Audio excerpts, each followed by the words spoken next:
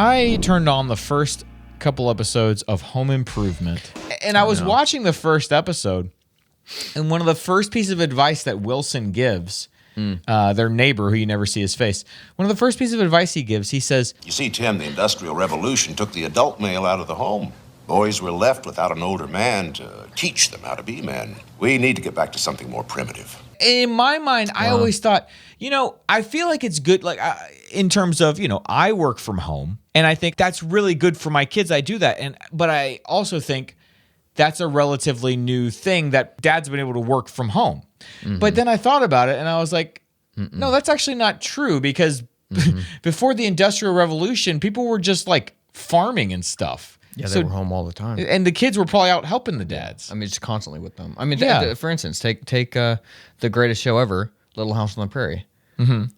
All the dads are constantly home, unless they needed to find work because they had a drought. They would all go together as a unit to the new city, and try and find work, and then they would come home.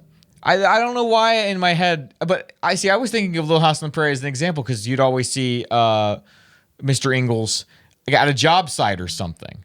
Well, if it was during a time when he had time, he would go into town, and that guy was special because he was a carpenter as well. Oh, so that's he was right. very That's desirable. Right. That's right. But most people are just tending to their land and doing their crops and stuff. Yes. So there was, That's a great point. That is funny that you brought that up, because I was thinking, this is weird. Was Ingalls just like, was that unusual that he was constantly at home? Charles. Ingalls. I couldn't think of his name. Yeah. But then, now that you say that, it's like, no, most of them were, even the guy who, my favorite character in the whole show is the misunderstood husband who it works at, he's the greatest character in that whole show. Olsen, Mr. Olsen. Yeah, Mr. Olsen is hilarious. Yeah, he is. That's the greatest part of that show. What a great written character. I know. So funny. The long-suffering husband. Man, it's so funny. But yeah, even him, he was with his family all the time because they lived out the store. Like, that was their house. Right.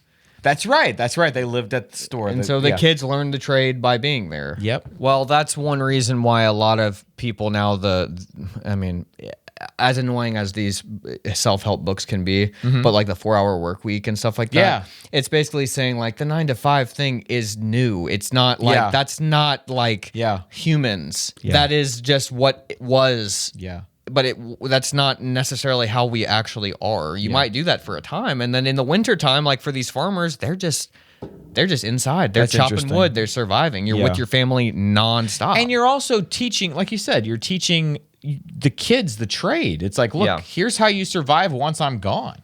Yeah, it's just a different time, man. Anyways, Home Improvement really got me thinking about that this week. Interesting. So thank you, Home Improvement.